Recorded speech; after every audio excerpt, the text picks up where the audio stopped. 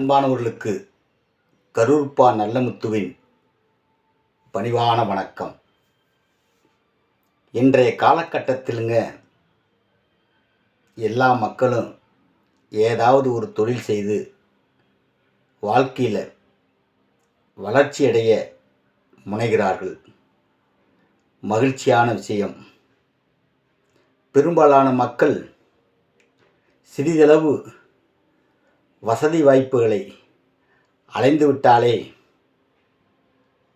பல்வேறு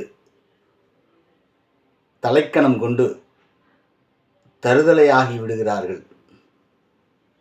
வசதி வாய்ப்புகள் ஒரு மனிதனுக்கு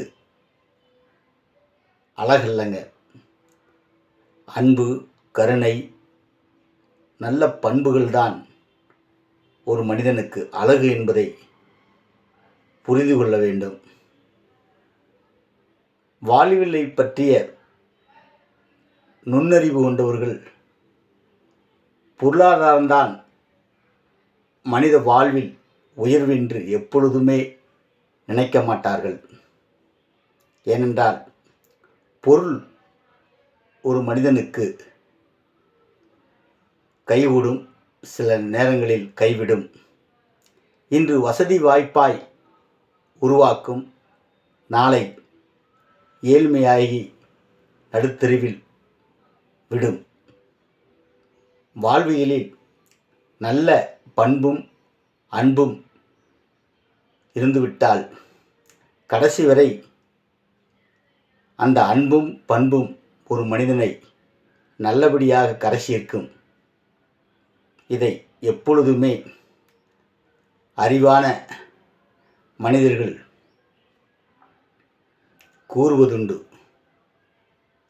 தற்குறி கூட்டங்கள்தான் சிறிதளவு வசதி பெற்றுவிட்டாலே காலை தூக்கி கொண்டு நடப்பது, கண்களை உருட்டி புரட்டி பிறரை அவமதிப்பது, இந்த மாதிரி செயல்களை எல்லாம் செய்வார்கள். எனக்கு தெரிந்து பண்ணையத்தில் இருந்த விவசாயம் பார்த்து கொண்டிருந்த ஏழ்மையான குடும்பத்து நபர்களோட பையன்கள் எல்லாம் இன்று கான்ட்ராக்டர்களாகி பல்வேறு பட்டதாரிகளுக்கே வேலை கொடுக்கிற மனிதர்களாக உருவாகியிருக்கிறார்கள். ஆமாங்க, பெரிய செல்வந்தரோட பிள்ளைகள் எல்லாம் ஊர் சுற்றி உருப்படி இல்லாமல் போயிருக்காங்க. பெரிய பெரிய பணக்காரர்கள் அடுத்த தலைமுறைகளுக்கு வேண்டுமென்று கண்ணும் கருத்துமாக இன்றைய தலைமுறையில் நல்ல சோறு சாப்பிடாமல் கூட பணத்தை கட்டி காத்து ஆங்காங்கு சொத்து வாங்கி சேர்த்து வைப்பாங்க, அடுத்த தலைமுறை அனுபவிக்கிட்டுன்னு. ஆனால் அடுத்த தலைமுறைக்கு வாரிசு கூட சரியாக அமையாமல் போயிருங்க. ஆமாங்க, இந்த ஜெனரேஷனில் சேர்த்து வச்ச சொத்தெல்லாம் அடுத்த தலைமுறைக்கே பயன்படாமல் போயிருங்க. அதனால் சொந்தங்களை எப்பொழுதும் நாம் பொருளாதாரத்தில் உயர்வு பெற்றால் இன்றைய தலைமுறையின் வளர்ச்சிக்காக, இளைஞர்களின் வளர்ச்சிக்காக கஷ்டப்படுவோருக்கு கை கொடுக்கும் மனிதர்களாக நாம் உருவெடுக்கணும். நல்ல தலைமுறைகளை இன்று உருவாக்கி வைத்தால்தான் நாளைய தலைமுறை சீரும் சிறப்பும் செம்மையுமாக வாழும். இன்றைய காலகட்டத்தில் சுனாமி, பூகம்பம், விபத்துன்னு பெருமளவில் நடக்குதுங்க. நிறைய அனாதைகள், ஆதரவற்றவர்கள் உருவாகி கொண்டிருக்கிறாங்க.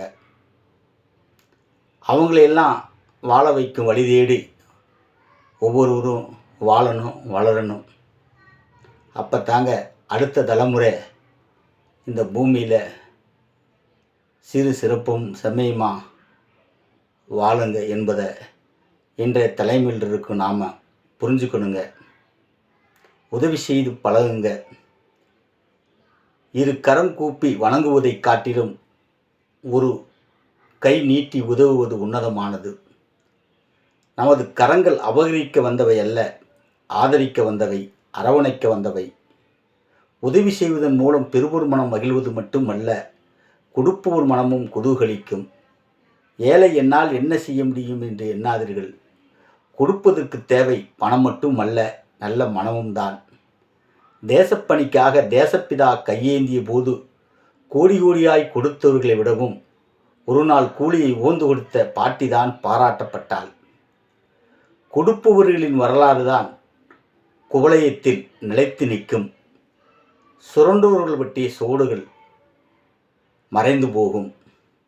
ஆம் சொந்தங்களே, உதவுவோம், வாழ்வில் உயருவோம்.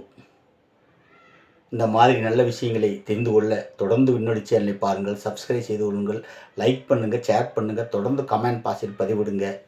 நன்றி.